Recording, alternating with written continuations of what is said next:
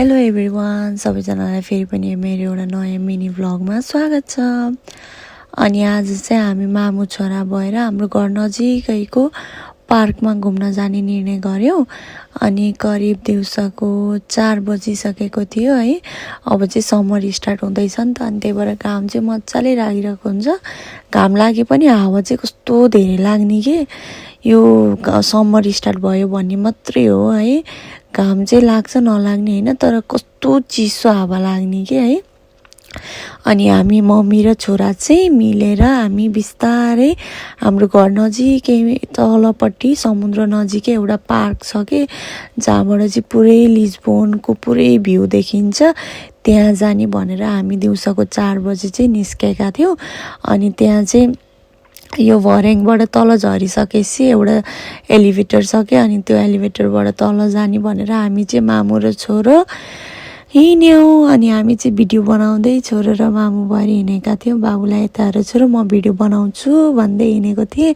हेर्नु न यस्तो राम्रो भ्यू देखिन्छ है यहाँबाट पुरै लिस्बन, अनि पुरै लिस्बनको भ्यू नै देखिन्छ क्या। अनि हामी चाहिँ यो लिफ्ट भएको ठाउँमा गयौँ। अनि बाबु चाहिँ अगाडि अगाडि दौडिरहेको थियो। अनि मलाई चाहिँ कस्तो डर लागिरहेको थियो कि, किनभने त्यस्तो हाइट भनेपछि मलाई एकदम डर लाग्छ, त्यसैमाथि बच्चा लिएर हिँडेको है।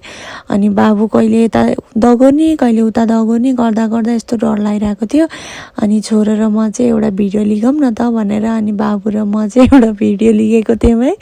अनि बाबु पनि मक्ख परेर हेर्छ कि, उसलाई पनि बानी भइसकेको छ है। खुसी भएको थियो बाबु चाहिँ, किनभने उसलाई घुम्न पाएपछि यस्तो खुसी हुन्छ है। अनि मैले चाहिँ यो ट्याक्क त्यो लिफ्टको माथिबाट भिडियो लिएको थिएँ। हेर्नु न यो तलबाट यस्तो राम्रो तल रेस्टुरेन्टहरू थियो कि, अनि गएको त है लिफ्ट नै बन्द रहेछ कि, त्यो मेन्टेनेन्स के भएर बन्द रहेछ। अनि त्यसकै साइडमा चाहिँ भर्याङबाट तल जान मिल्छ कि। अनि ल त नि अब केही छैन, उताको बाटो घुमेर जानुभन्दा यही बाटो जान्छु भनेर अनि बाबुलाई लिएर अनि भर्याङबाट हामी तल गयौँ। अनि भर्याङ पनि कति ठुलो छ कि है, अब एक्लै हिँड्न नि डरै लाग्ने, बेलुका बेलुका पख त हिँड्नै सकिन्न। त्यही भएर हामी दिउँसो चाहिँ हिँडिसकेको, किनभने दिउँसो त मान्छेको अलिअलि चहल पहल हुन्छ नि त। अनि त्यही भएर अनि बिस्तारै हिँड्यौँ हामी चाहिँ। बाबुलाई चाहिँ छोरो तिमी हिँड ल, म तिम्रो भिडियो लिइदिन्छु भनेको, ऊ पनि बिस्तारै हिँडिरहेको छ कि है।